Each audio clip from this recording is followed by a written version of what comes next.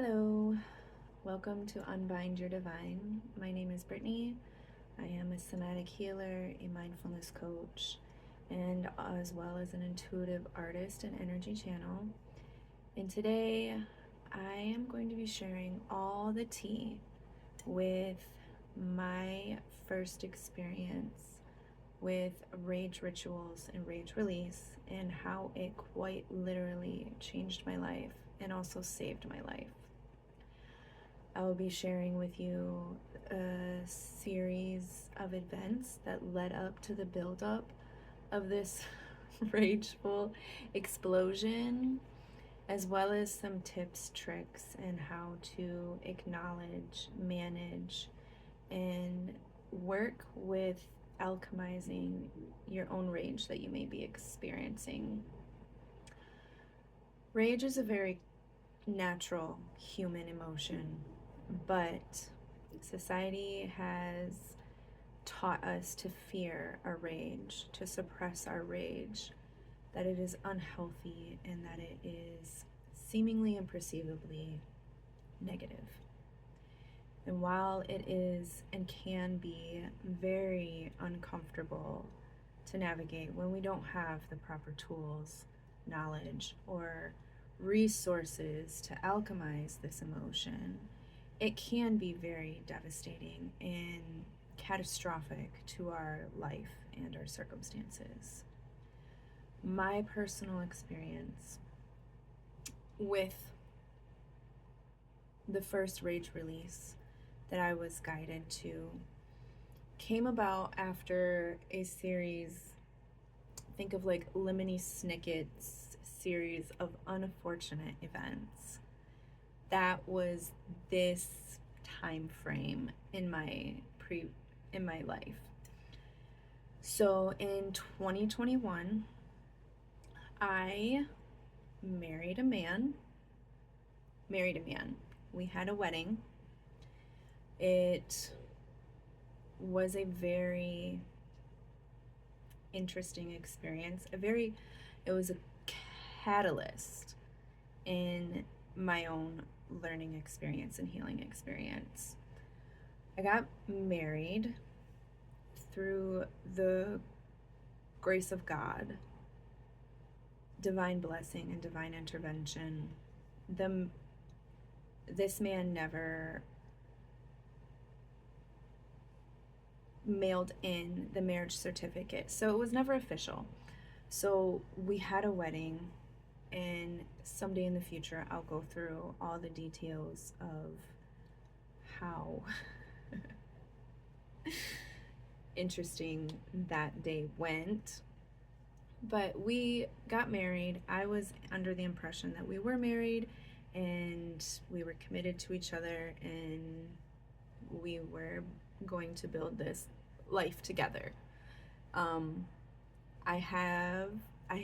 Prior to this marriage, I had 2 sons from a previous relationship, and me and this man had a daughter who was about a year old at the time of that we got married.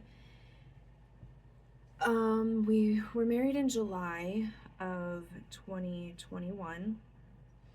Things rapidly began to go downhill rapidly. By September, I had discovered that we hadn't received our marriage certificate and figured out that he had never mailed it, so we were not legally bound to each other in any way, which obviously is very upsetting given the circumstances and my mental conclusions at that time. We started going downhill. I was a stay-at-home mom per his request, and I loved this. I absolutely love, and it is one of the greatest blessings and luxuries that I have experienced in my life, to be able to stay home with my children, to be able to take care of my children, be with them 24/7, and just be there to witness their growth and nurture them. It's one of my favorite things. I had a dog. She was my best friend. I had her for 9 years that I got to spend with her, and we went everywhere together, did everything together. Anyone who knew me during that phase of my life knew that how devoted of a dog parent I was. And she had gotten very sick. In September of 2021, she'd gotten so sick that I had to make that heartbreaking pet parent decision to lay her to rest.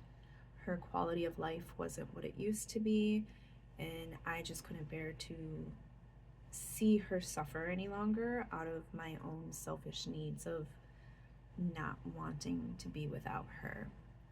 So the day that my dog passed away, I had come home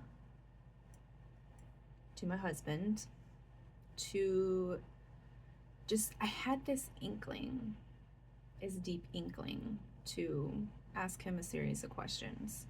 And I had discovered that he was stepping outside of our relationship in a multiple ways.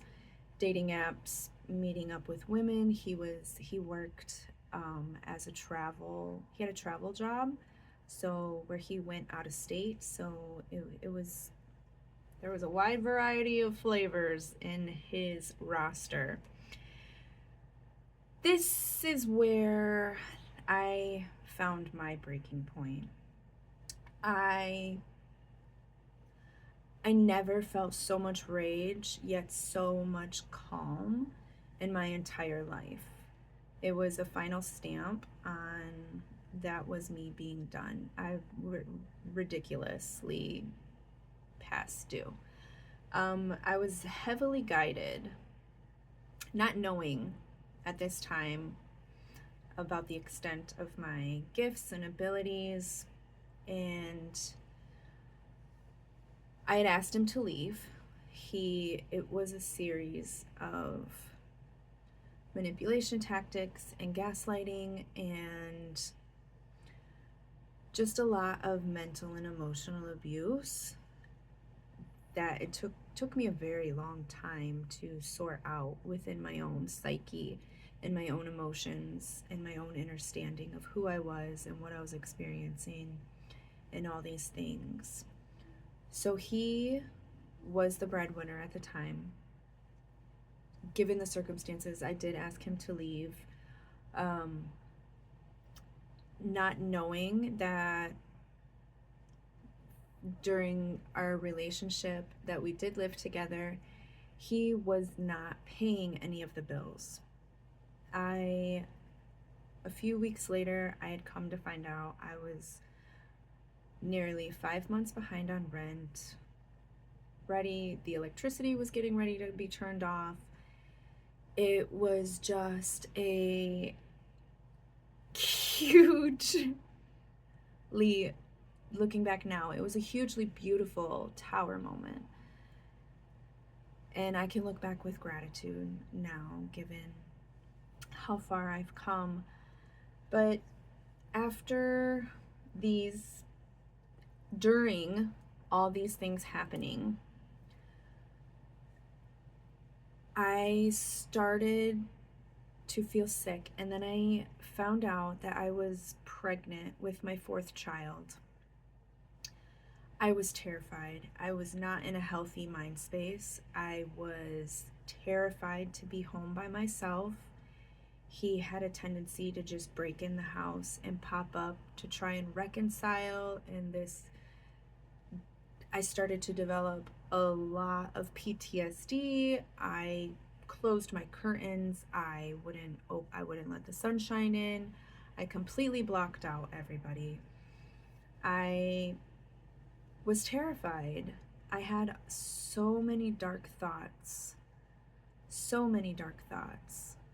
I was now about to be evicted, you can imagine the plethora of negativity that was circling around my mind. I did not feel adequate. I did not feel safe. I did not feel worthy. I began to beat myself up so badly. I didn't feel worthy of my children. I didn't feel worthy of a lot of things at this point. I had become so sick and so terrified that I started having suicidal thoughts. It was very dark. I was pregnant. I didn't know how I was going to bring a fourth child into this world, how I was going to catch up from everything that had just transpired, how I was going to survive. I had no effing idea. I was petrified. I was petrified of waking up. I couldn't get out of bed. I couldn't take care of myself. I wasn't eating. I wasn't socializing. I wasn't able to reach out for help just from the sheer weight of what I was experiencing.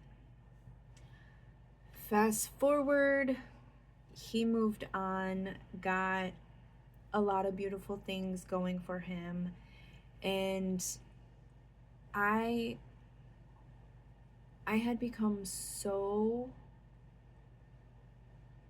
resentful that I couldn't see clearly. I was so filled with rage at the circumstances, at how I allowed myself to get to this point, at how I failed to recognize and see the signs. There was so much going on. It was, when I say it was dark and depressing, like those don't even scratch the surface to the intensity of the turmoil that I was experiencing. I didn't feel safe in my home. I didn't feel comfortable in my home. I wanted to end it all. And I did. I made plans to disappear. It was in November. My daughter's birthday was coming up. She was going to be turning 2. I didn't know how to be the mother that they needed at that time in my life.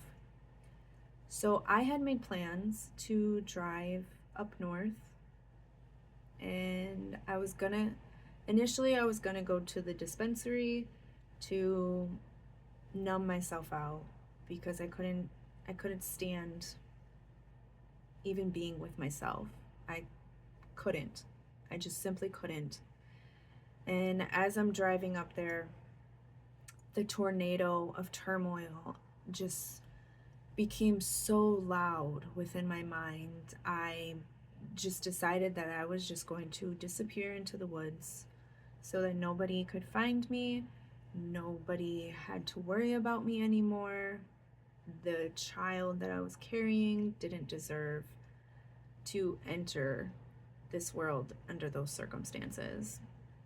And I remember driving past all these birch trees, and for some reason I felt like I just needed to sit by these birch trees. Like I said, I wasn't aware of my gifts, my abilities. I wasn't in communion on a daily basis or had a relationship with any of my guides or my spirit team at this point. And I just felt called to I had to stop driving. The hysterical crying, and just, if you can envision a tornado and all the destruction that it causes, that is how it felt, what was happening within my body, within my mind. There was no chance of anything light, fluffy, or loving getting in at this point. I pulled over I saw this spot where I could pull in, and it was like a scenic view where they had like benches and there was a cliff. and a bunch of rocks, and there was a bunch of patches of birch trees, and I just felt called to go sit with these trees. I didn't even feel worthy of sitting on the bench and admiring the view. I was going to curl up and just leave myself in the woods to let the universe, animals, the wilderness take care of me. And as I approached these birch trees, I just felt this wave wrap me up. I couldn't tell, I don't know what it was. I didn't know at that time what was happening. I felt this minute moment of relief as I sat with these trees. And then I just kept hearing, scream, let it out. Scream, let it out. Scream, let it out. And I picked up a stick that was near me that had fallen, and I just began beating the bloody hell out of everything around me, screaming, death-curdling or blood-curdling death screams of every ounce of pain that was within my body. This went on. Had to pause for the cause, for the baby cakes. But I couldn't understand what was being channeled through me. I didn't know at that time the amount of energy that I was releasing. I was screaming, I was crying, I was cussing, I was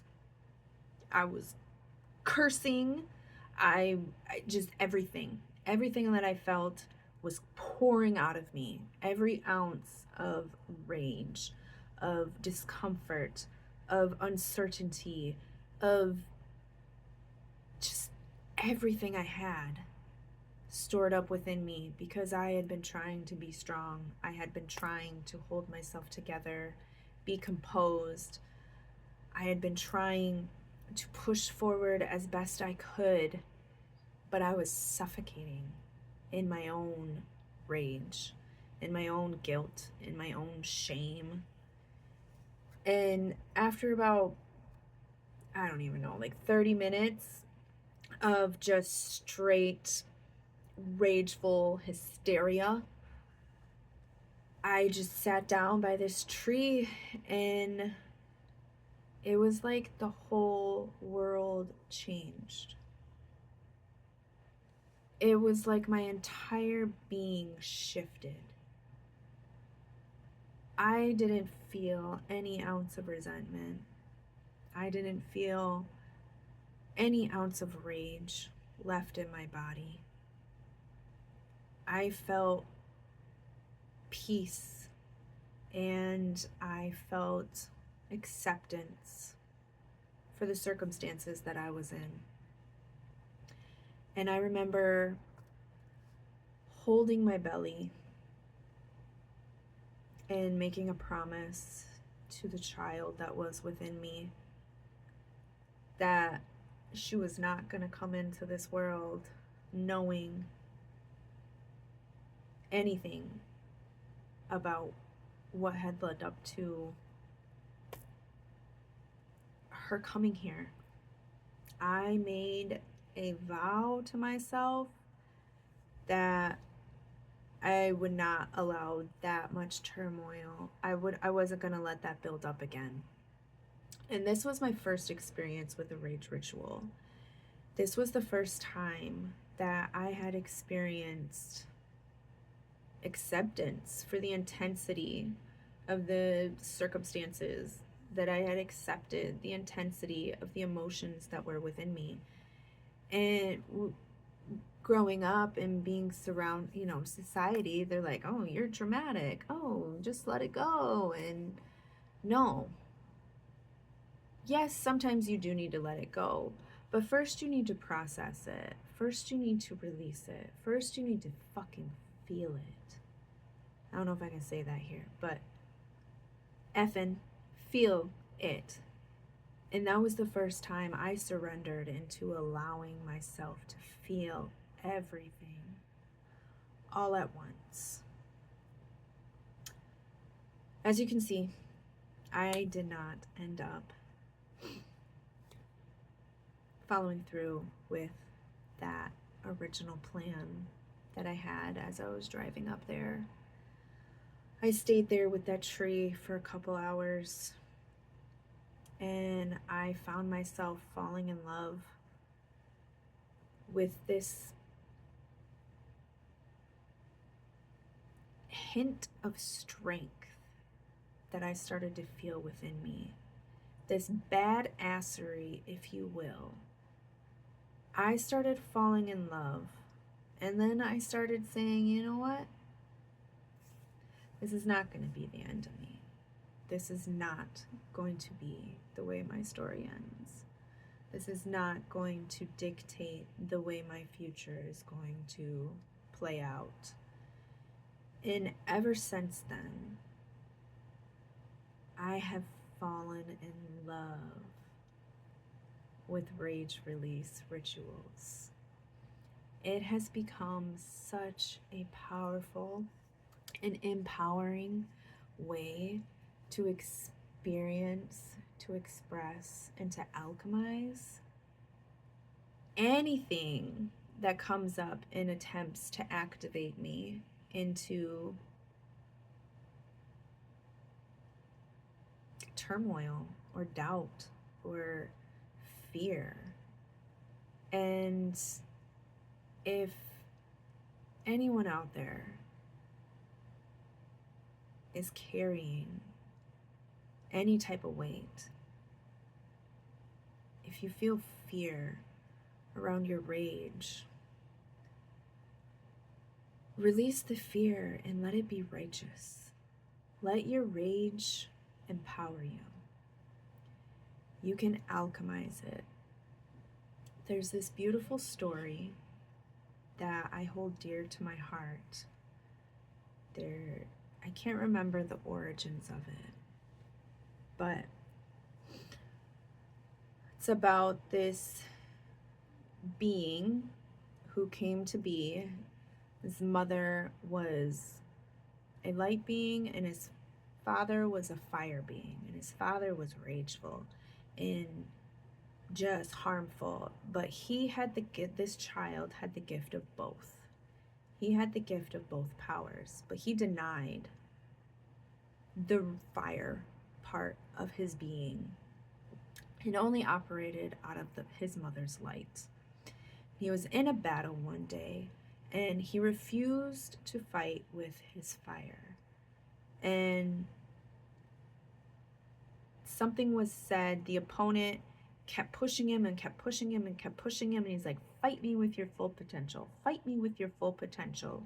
And he kept refusing, and he's like, I will not use my father's rage. I will not use my father's fire.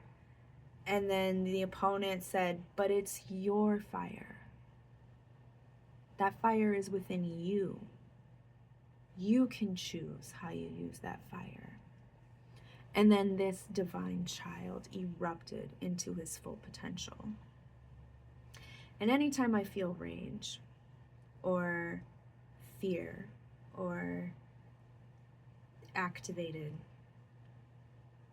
I remind myself of that.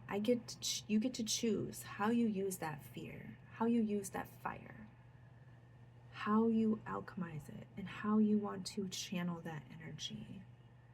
Because for a long time, I projected the nastiness that was going on within me onto everyone around me. Until I started dancing with the fire and the rage that was within me. And it has become one of my favorite things to do. So I invite you to reflect on anything or any time in your life where you have stored this rage or hatred or any disgruntled energy and allow it to build up within you so that you can alchemize it and use it and channel it into your great becoming, into a divine release. Because you can choose if you want to carry that with you or not. And that day in the woods with those birch trees changed my life forever. I actively participate in rage rituals, rage release. I have a bunch of rage release practices that aren't necessarily as intense as the one I experienced that day in the woods, but they have become a staple in my experience. And if any of this resonates, don't fear your fire. Don't fear the rage. Open up to guidance. Open up to new experiences with your fear and your rage and the perceivably wrong things that are the things that might be looking like they're going wrong, because they're not. They're not. That's just life asking you to use your full potential. Step into your full power. Use the full spectrum of your emotions to catalyze you into your greatness.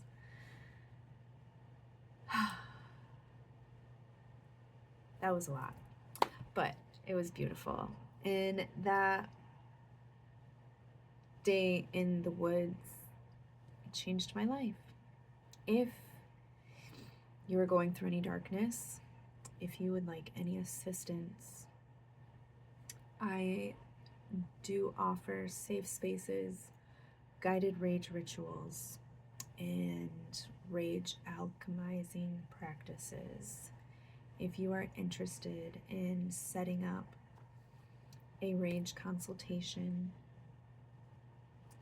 I am open and available and super happy to help you channel that energy into your healing, into your release, and guide you through a plethora of alchemizing practices. Yeah. So, if you're interested, if any of that sounds lovely to you, or if you would just like to know more about rage alchemy, feel free to email me or private message me through any of the links that will be posted where they're supposed to be, when they're supposed to be there. And just know that it doesn't have to drown you. You don't have to stay there. And there are many ways to empower yourself, and many ways to heal yourself through the darkest parts of your experience. I wish you happy introspection, happy reflections, and I look forward to the next podcast. Thank you for being here.